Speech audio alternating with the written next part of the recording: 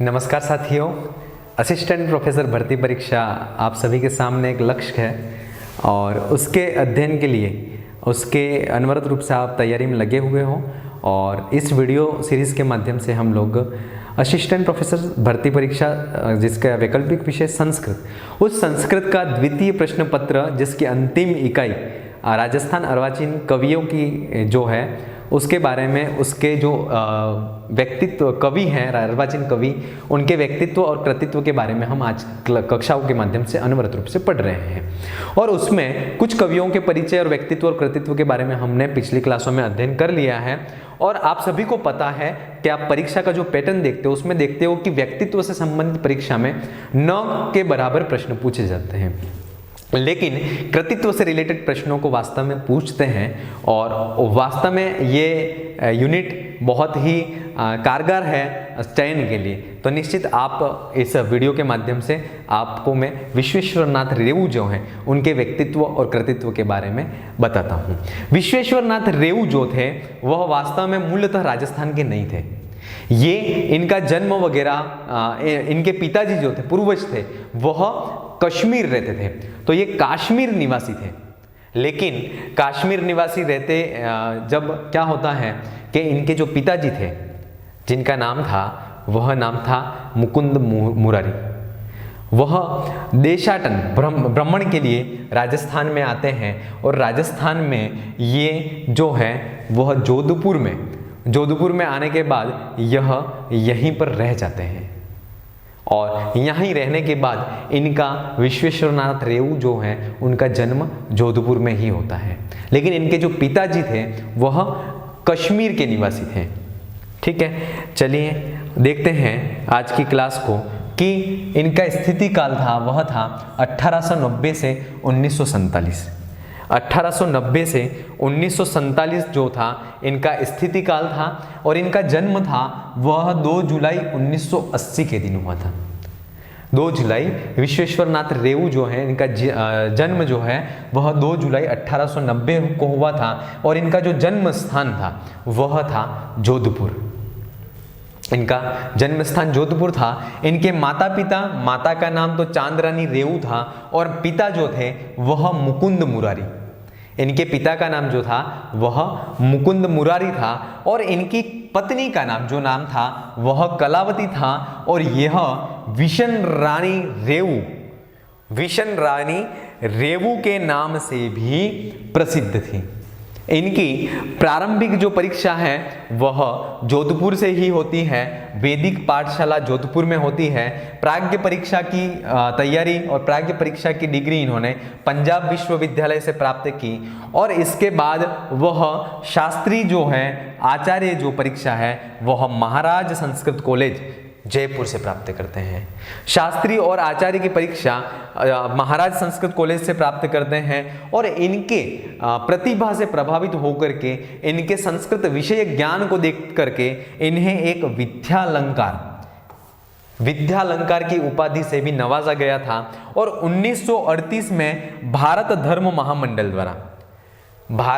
महामंडल द्वारा शैव सुधाकर टीका ग्रंथ के लिए इन्हें यह उपाधि, ये जो विद्यालंकार जो उपाधि है वह दी गई थी। शैव सुधाकर जो टीका है, इस शैव सुधाकर जो रचना है, इससे ये ज्ञात होता है कि इन्हें मंत्र विषय ज्ञान था, या कह सकते हैं कि तंत्र मंत्र का भी इन्हें ज्ञान था। ये चीज इस शैव सुधाकर टीका के माध्यम इस रचना को देखा करके पता लगाया जा सकता है। भारत धर्म महामंडल द्वारा इन्हें 1938 में विद्यालंकार की उपाधि से भी इन्हें सम्मानित किया गया था। आगे जो है इनके व्यक्तित्व के बारे में देखें तो इनकी प्रमुख जो कृतियां हैं वह है कि इनकी प्रमुख कृतियां जो हैं वह है कि संस्कृत जो रचनाएं हैं वह तो है विश्वेश्वर स्मृति और आर्य विधानम। विश्वेश्वर स्मृति, आर्य विधानम, ऋग्वेद का ऐतिहासिक अध्ययन, ये जो है वह इनकी संस्कृत की रचनाएं हैं। विश्वेश्वर स्मृति, आर्य विधानम, ऋग्वेद का ऐतिहासिक अध्ययन। इसके साथ में ही इनकी कुछ टीका ग्रंथ हैं और वह टीका ग्रंथ है शैव सुधाकर टीका। वो रचना है शैव सुधाकर टीका। और इसके साथ में इनकी कुछ संपादित रचनाएं हैं, एक तो है कृष्ण विलास, दूसरा है वेदांत पंचकम। कृष्ण विलास और है वेदांत पंचकम। इसके साथ में ही इनकी एक ऐतिहासिक कुछ रचनाएं हैं। इनकी कुछ ऐतिहासिक रचनाएं हैं, जैसे भारत के प्राचीन राजवंश, राजा भोज, मारवाड़ का इतिहास, राष्ट्रकूटों का इतिहास, हिस्ट्री ऑफ द राष्ट्रकूटास और glories and Marwar and the glorious Rathores.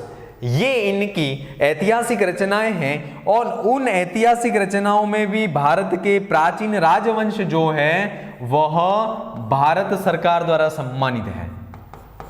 ये जो रचना है वह भारत सरकार के द्वारा सम्मानित रचनाएं है। इन्होंने संस्कृत के साथ में ही इन्होंने टीका ग्रंथ भी लिखे और इन्होंने कुछ ग्रंथों का संपादन भी किया है, ठीक है। और इनके साथ में ही इन्होंने ऐतिहासिक ग्रंथों पर भी कार्य किया है। अब आगे जो है वह देखते हैं इनकी कृतियों का विशेष परिचय क्या है। तो विशेष परिचय में पहले बात करते हैं विश्वेश्वर स्मृति। पहले बात करते हैं विश्वेश्वर स्मृति। इस स्मृति ग्रंथ को कह सकते हैं कि मनुस्मृति शैली पर यह आधारित है और कह सकते हैं कि पौराणिक मतों के आधार पर ही आधुनिक मतों को इस कृति के माध्यम से, इस रचना के माध्यम से विश्वेश्वर नाथ जी ने प्रस्तुत किया था। मनुस्मृति शैली पर आधारित काव्य है और इसके दो भाग हैं, पूर्वार्ध और उत्तरार्ध। पूर्वार्ध और उत्तरार्ध दो भाग हैं और इसको 12 अधिकारों में विभाजित किया गया था। इसको 12 अधिकारों में विभाजित किया गया था। 1300 श्लोक हैं और अनुष्टुप छंद है। इस रचना में अनुष्टुप छंद है। इनकी पत्नी कलावती जो है, इन्होंने इस ग्रंथ पर कलावती हिंदी टीका लिखी। इनकी पत्नी जो थी कलावती, इन्होंने इस ग्रंथ पर कलावती नामक टीका लिखी और इसको 12 ग्रंथ अधिकारों में बांटा गया है। और 12 अधिकारों में प्रथम अधिकार का नाम है सृष्टि उत्पत्ति, द्वितीय अधिकार का नाम है धर्म व्याख्या, तृतीय अधिकार का नाम है गृहस्थ धर्म, चतुर्थ अधिकार का नाम है गृहस्थ कर्तव्य और पंचम अधिकार का नाम है भक्षा भक्ष विचार। ये 5 अधिकारों के नाम हैं। अगले अधिकार हैं जो निम्न हैं कि अगले अधिकार हैं जिनमें छठा अधिकार है वह है वानप्रस्थ धर्म। छठे अधिकार का नाम है वानप्रस्थ धर्म और इसके बाद 7वां अधिकार है राजधर्म, 8वां अधिकार है व्यवहार, 9वां अधिकार है राज कर्तव्य, 10वां अधिकार है अनुष्ठेय, 11 अधिकार है प्रायश्चित और 12वां अधिकार जो है वह कर्म विवेचन। इस के आधार पर, विश्वेश्वर स्मृति के आधार पर मनु स्मृति के जो विषय हैं उन विषयों को भी समावेश किया गया है और उन पौराणिक विषयों को नूतन रूप में यहाँ पर समावेश किया गया है। राजा के कर्तव्य क्या हैं, कर्तव्यों के साथ में प्रायश्चित क्या है, गलती होने पर प्रायश्चित किस प्रकार से करें, कर्म विवेचन क्या है, कर्म विवेचनों का भी यहाँ पर बहुत अच्छी तरह से विषयों का प्रस्तुतिकरण किया गया है। अगली जो रचना है वह है आर्य विधानम।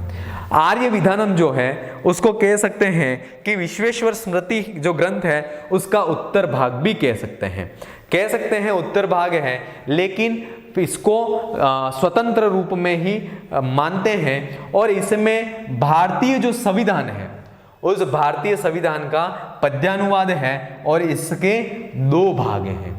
विश्वेश्वर स्मृति जो है, आर्य विधान जो है उसके 2 भाग हैं और कह सकते हैं भारतीय संविधान का पद्यानुवाद है। और इसमें दाय के विभाग हैं, दाय का भाग है, उत्तराधिकार के अधिकार हैं। इन सारी बातों के चर्चा आर्य विधानम में की गई है और इसमें ही स्त्री धन, संपत्ति के अधिकार, स्त्री धन पर अधिकार, ये सारी चीजों को भी प्रस्तुत किया गया है। और इसके साथ में ही अगली जो रचना है उस रचना का नाम है कृष्ण विलास। और कृष्ण विलास जो है उसके रचयिता तो हैं महाराजा मानसिंह। जो महाराजा मानसिंह थे वह कृष्ण विलास के रचयिता थे, और इनके रचयिता की रचना को इन्होंने संपादन का काम किया था और उसका नाम दिया था कृष्ण विलास, और इसके संपादक थे विश्वेश्वरनाथ रेऊ। ठीक है, अगली जो रचना है वह है कि वेदांत पंचक। अगली रचना का नाम है वेदांत पंचकम। इस वेदांत पंचकम जो ग्रंथ है, इसके संपादक जो थे वह तो महाराजा जसवंत सिंह थे। जोधपुर नरेश महाराजा जसवंत सिंह थे, वह वेदांत पंचकम के रचयिता थे, और इसके संपादक जो थे वह विश्वेश्वरनाथ रेऊ थे। विश्वेश्वरनाथ रेऊ की जो ये वेदांत पंचकम है, इसमें वेदांत दर्शन से संबद्ध महाराजा जसवंत सिंह की 5 रचनाएं थी। आनंद विलास, अनुभव प्रकाश, अपरोक्ष सिद्धांत, सिद्धांत बोध और सिद्धांत सार। वेदांत पंचकम जो है वह वेदांत दर्शन से संबंधित है, और उसके वेदांत दर्शन से संबंधित महाराजा जसवंत सिंह की 5 रचनाएं, जिसका नाम हमें याद होना चाहिए, परीक्षा में पूछा भी जाता है। तो आनंद विलास, अनुभव प्रकाश, अपरोक्ष सिद्धांत, सिद्धांत बोध और सिद्धांत सार, ये वेदांत पंचकम जो है उसके वेदांत पंचकम जो है उसमें इन 5 रचनाओं का इन्होंने अनुवाद किया था, और संपादन करके विश्वेश्वरनाथ रेऊ ने इसका संपादन किया। अगली जो रचना है वह है शैव सुधाकर टीका।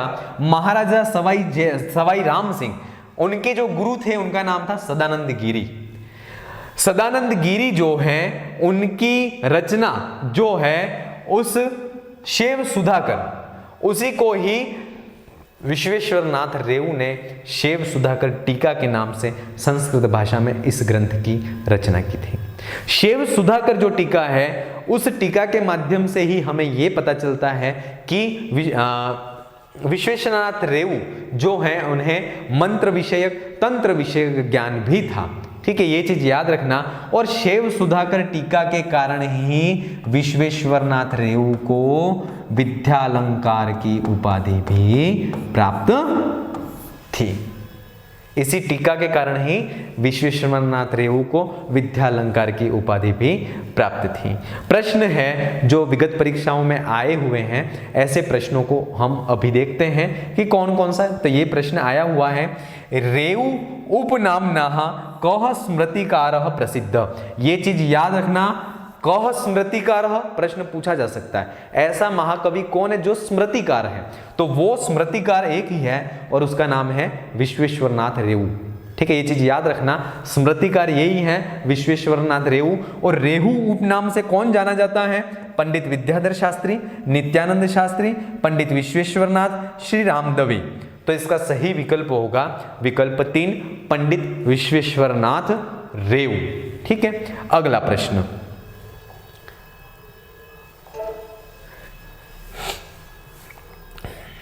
अगला प्रश्न है महाराजा जसवंत सिंह। महाराजा जसवंत सिंह से रचनाया वेदांत पंचकम इति नाम्ना संपादनम केन कृतम।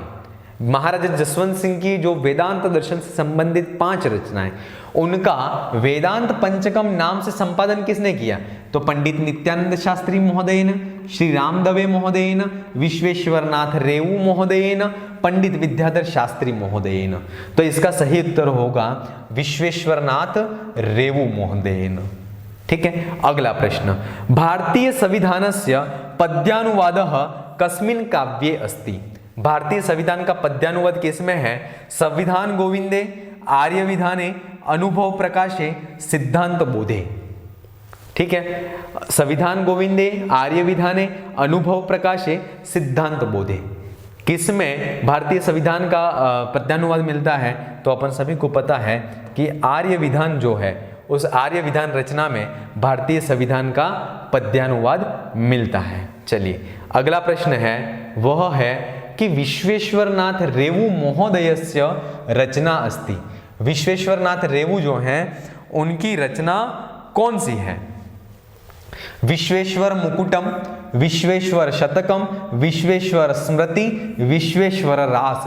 अब ये चीज़ बहुत कंफ्यूज करने वाली है, हाल ही में पढ़ा हुआ विषय है, इसलिए हम यहाँ पर तो कंफ्यूज हो ही नहीं सकते हैं, लेकिन होने के चांस बनते हैं। इसलिए अपना पूरा प्रेजेंटेशन अपनी पढ़ाई में देना है, पढ़ते वक्त अपने विषय को देना है। तो विश्वेश्वर स्मृति जो है वह विश्वेश्वर नाथ रेवू की रचना है, बाकी की कोई भी रचना विश्वेश्वर नाथ रेवू की नहीं है। अगला, विद्यालंकार इति उपाधि विश्वेश्वर नाथम केन प्रदत्तः। ये जो उपाधि है वह विश्वेश्वर नाथ को किसने दी थी? ये चीज तो अपन को पता है कि ये जो उपाधि है वह शैव सुधाकर टीका के लिए दी गई है। किसके लिए दी गई थी? शैव सुधाकर टीका के लिए दी गई थी। अब किसने दी थी? भारत सर्वकारेण, राजस्थान राज्य सर्वकारेण, भारत धर्म महामंडलेन, राजस्थान संस्कृत अकादमी इत्यनेन।